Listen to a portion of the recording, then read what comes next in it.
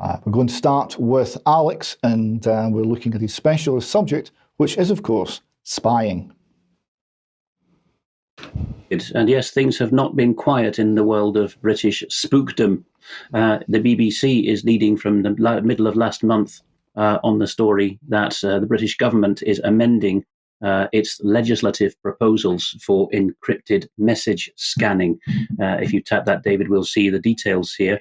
The first image there was of WhatsApp, which is the best known so-called end-to-end encryption service, although, of course, there's no guarantee that you're not being key-logged by devices on your software, on your hardware. But the latest amendment in this massive legislative ping-pong, which has been going on for a year or more, to the Online Safety Bill, is a sort of safeguard and reassurance in the spirit of liberty. But all it amounts to is that now, rather than having people automatically subjected to scanning of encrypted messages, now the regulator Ofcom, well known to UK Column for its various claims on the internet, will have to consult a so-called skilled person before they actually go ahead and scan encrypted messages. There's also a SOP to the idea of testing for the freedom of expression and privacy, and whether less intrusive methods are at hand before going on. But the bill is empowering Ofcom, there's no doubt about that. The next slide takes this further, because we see that the Record, very good on these matters, has picked up from last month that my old employer, GCHQ, Britain's Signals Intelligence Agency, could be monitoring what's known as internet logs in real time. And here, the excuses given are the old standby child pornographers. So if you object, you must be morally turpid, is the argument. And also fraud. So the detail on that we'll bring up now, which is that the reviewer, Lord Anderson, previously plain old David Anderson, who until a couple of years ago, until 2017, was the so-called independent reviewer of terrorist legislation, he's quoted in a new report, which again is part of the ping pong between government and so-called independent people. The link will be in the show notes to read not just this press report by the Record, but the original report from last month, in which Lord Anderson is not quite convinced, because he says that these logs, which is what sites you visited, could be used to search for who was using legitimate banking applications and malicious control points at the same time. Improved access, as he's reviewing what the government wants to do at GCHQ, is it would enable GCHQ to detect fraud more efficiently and inform police or law enforcement, as it says here, of the identity of fraudsters. And of course, they're also cooking up a scenario in which they can heroically nab child sex offenders. They can't arrest, they don't have such powers, but they can tip off the police.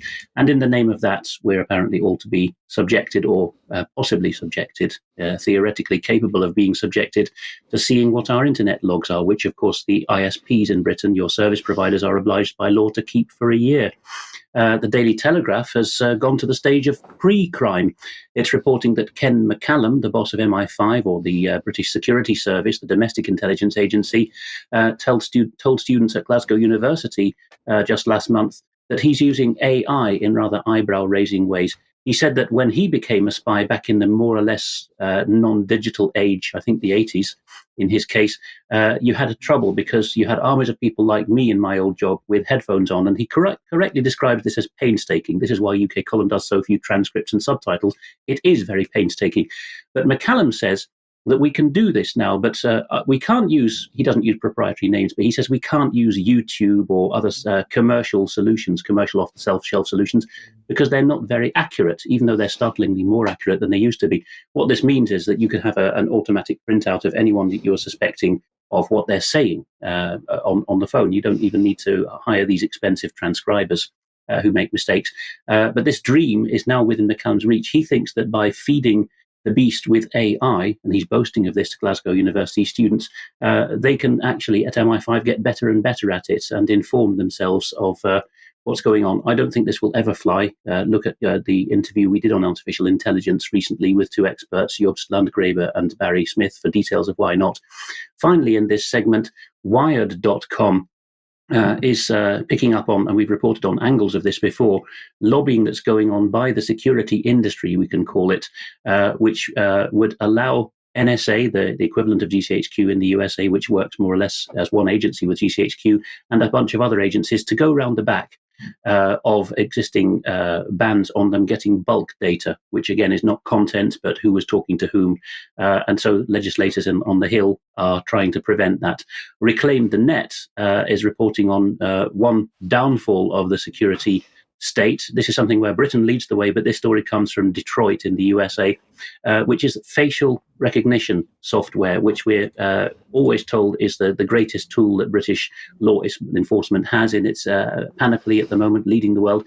The US has also been coming up to speed on this, but this lady in Detroit, Portia Woodruff, is suing the city of Detroit because she was an arrest warrant was issued for her based on facial recognition data, and she was arrested. That warrant was executed against her at home in front of her children. She was just a month short of delivering a baby at the time, but the police didn't stop and think, can this heavily pregnant woman be the carjacker we're after? No, they said the computer says you are, and there's an 8-year gap between your mugshot going into the system and this current warrant going out, and they didn't even bother to check with the police, or the police at the other end wouldn't tell them whether the suspect that was being looked for in carjacking was a heavily pregnant woman or not. And here we see, once again, that's not, AI is not the fix-all, the infallible tool that it's been often painted, and there are problems and unforeseen consequences. Thanks very much for that, Alex.